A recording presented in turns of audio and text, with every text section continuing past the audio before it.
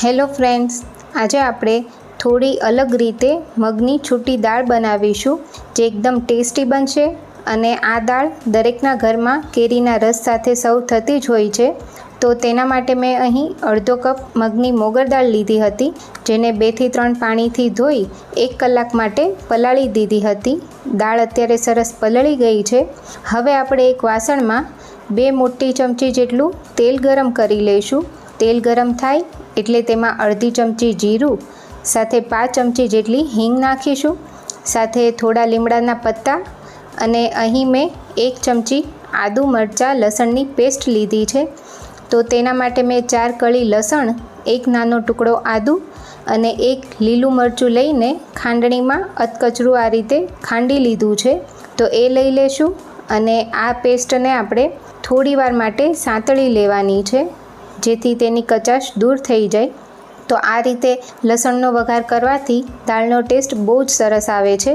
હવે તેની અંદર 1 મીડિયમ સાઇઝનું ટામેટું આ રીતે ઝીણું કાપીને નાખીશું અને ટામેટાને પણ આપણે હલકું એવું સાંતળી લઈશું.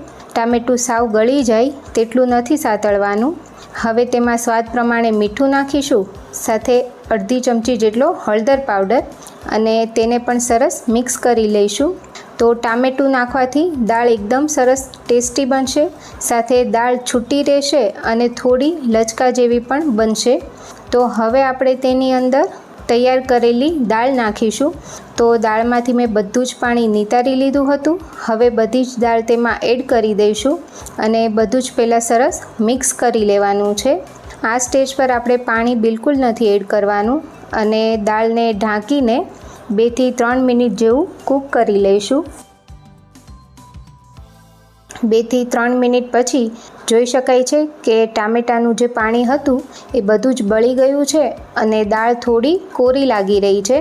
હવે આપણે તેમાં 2 થી 3 ચમચી જેટલું પાણી નાખીશું. તો આ દાળ બનાવતી વખતે પાણી ક્યારેય વધારે નથી નાખવાનું, થોડું પાણી એડ કરતા જવાનું અને દાળને કૂક કરવાની છે. હવે ફરીવાર તેને ઢાંકીને 2 થી 3 મિનિટ કૂક કરી લઈશું અને અત્યારે દાળ સરસ ચડી ગઈ છે. જો તમને લાગે કે દાળ હજુ કાચી છે તો હજુ તમે 2-3 ચમચી જેટલું પાણી નાખીને ઢાંકીને તેને 2-3 મિનિટ કૂક કરી શકો છો. અત્યારે દાળ સરસ ચડી ગઈ છે.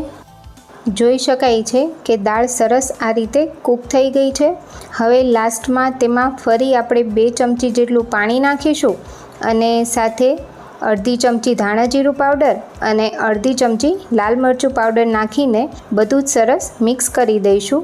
તો લાસ્ટમાં આ રીતે પાણી નાખવાથી દાળમાં આ બંને મસાલા સરસ મિક્સ થશે અને દાળ એકદમ ડ્રાય પણ નહીં બને.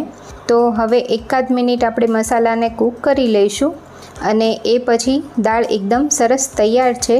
તમે દાળનું ટેક્સચર જોઈ શકો છો કે આખો દાણો પણ રહ્યો છે, એમ છતાં દાળ લચકા પડતી બની છે. તો એકવાર આ રીતે મગની છૂટી દાળ ચોક્કસથી ટ્રાય કરજો, બહુ જ ટેસ્ટી બને છે. અને જો તમને મારી રેસીપી ગમી હોય તો મને કમેન્ટમાં જરૂરથી જણાવજો. સાથે મારી ચેનલને સબસ્ક્રાઈબ કરજો.